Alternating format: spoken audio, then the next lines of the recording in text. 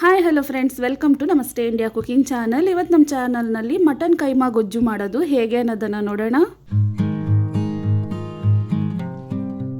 1/4 kg ಕೈಮಾವನ್ನು ತೊಳೆದು ಒಂದು ಕುಕ್ಕರ್ನಲ್ಲಿ ಹಾಕ್ತಾ ಇದ್ದೀನಿ.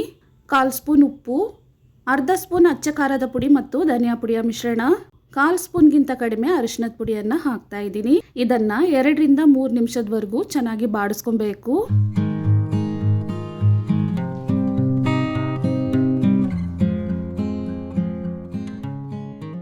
ಇದಾದಮೇಲೆ 1 ಲೋಟ ಅಂದರೆ 300 ml ಅಷ್ಟು ನೀರನ್ನು ಹಾಕ್ತಾ ಇದ್ದೀನಿ. ಕುಕ್ಕರ್ನ ಮುಚ್ಚಳವನ್ನು ಹಾಕಿ ಮುಚ್ಚಿಟ್ಟು ವಿಷಲಿಟ್ಟು ಕೈಮಾವನ್ನು ಸಾಫ್ಟಾಗಿ ಬೇಯಿಸ್ಕೊಬೇಕು. ನಿಮ್ಮ ಕುಕ್ಕರ್ನ ಕೆಪಾಸಿಟಿಗೆ ತಕ್ಕಂಗೆ ವಿಷಲಿಟ್ಟು ಬೇಯಿಸ್ಕೊಳ್ಳಿ. ಮುಚ್ಚಳವನ್ನು ತೆಗೆದು ಮಟನನ್ನು ಚೆಕ್ ಮಾಡ್ತಾ ಇದ್ದೀನಿ. ಚೆನ್ನಾಗಿ ಬೆಂದಿದೆ. ಇದನ್ನು ಒಂದು ಕಡೆ ಹಾಗೆ ಇಡ್ತಾ ಇದ್ದೀನಿ. ಮಿಕ್ಸಿ ಜಾರ್ನಲ್ಲಿ 2 ಟೇಬಲ್ ಸ್ಪೂನ್ ಕಾಳು ಮೆಣಸು, ಅರ್ಧ ಅನಾನಸ್ ಹೂವು, 2 ಚಿಕ್ಕ ತುಂಡು ಚಕ್ಕೆ, 8 ಲವಂಗ, 1 ಮೀಡಿಯಂ ಸೈಜ್ನ ಈರುಳ್ಳಿ, 1 ಬೆಳ್ಳುಳ್ಳಿಗೆ ಸಮನಾಗಿ ಶುಂಠಿಯನ್ನು ಹಾಕಿ ಸ್ವಲ್ಪ ನೀರನ್ನು ಸೇರಿಸಿ ಇದನ್ನು ನುಣ್ಣಕ್ಕೆ ರುಬ್ಕೊಳ್ತಾ ಇದ್ದೀನಿ. ಕಡಾಯಿನಲ್ಲಿ ಸ್ವಲ್ಪ ಎಣ್ಣೆಯನ್ನು ಹಾಕ್ತಾ ಇದ್ದೀನಿ. ಕೈಮಾದಲ್ಲಿ ಕೊಬ್ಬಿನಂಶ ಜಾಸ್ತಿ ಇದ್ರೆ ಎಣ್ಣೆ ಸ್ವಲ್ಪನೇ ಸಾಕಾಗತ್ತೆ.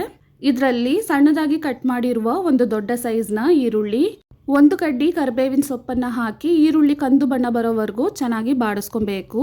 ಇದಾದಮೇಲೆ 1 ಮೀಡಿಯಂ ಸೈಜ್ನ ನಾಟಿ ಟೊಮೆಟೊವನ್ನು ಚಿಕ್ಕದಾಗಿ ಕಟ್ ಮಾಡಿ ಹಾಕ್ತಾ ಇದ್ದೀನಿ.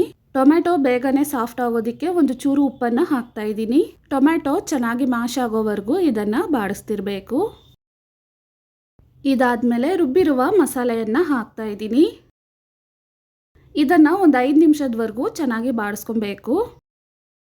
ಬಾಡಿಸುವಾಗ ಶುಂಠಿ ಬೆಳ್ಳುಳ್ಳಿ ಸ್ವಲ್ಪ ತಳ ಹಿಡಿಯುತ್ತೆ, ಆದ್ದರಿಂದ ಮಸಾಲೆಯ ನೀರನ್ನು ಸ್ವಲ್ಪ ಹಾಕ್ತಾ ಇದ್ದೀನಿ.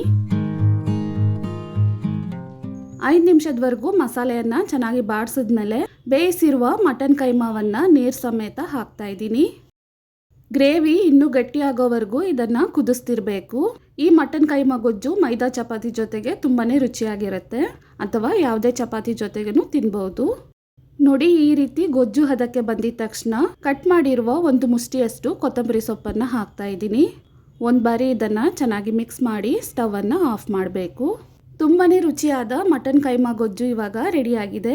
ವೀಕ್ಷಕರೇ, ಈ ವಿಡಿಯೋ ನಿಮಗೆ ಇಷ್ಟ ಆಗಿದ್ದರೆ ನಮ್ಮ ಚಾನಲನ್ನು ಲೈಕ್ ಮತ್ತು ಸಬ್ಸ್ಕ್ರೈಬ್ ಮಾಡಿ. ಧನ್ಯವಾದಗಳು.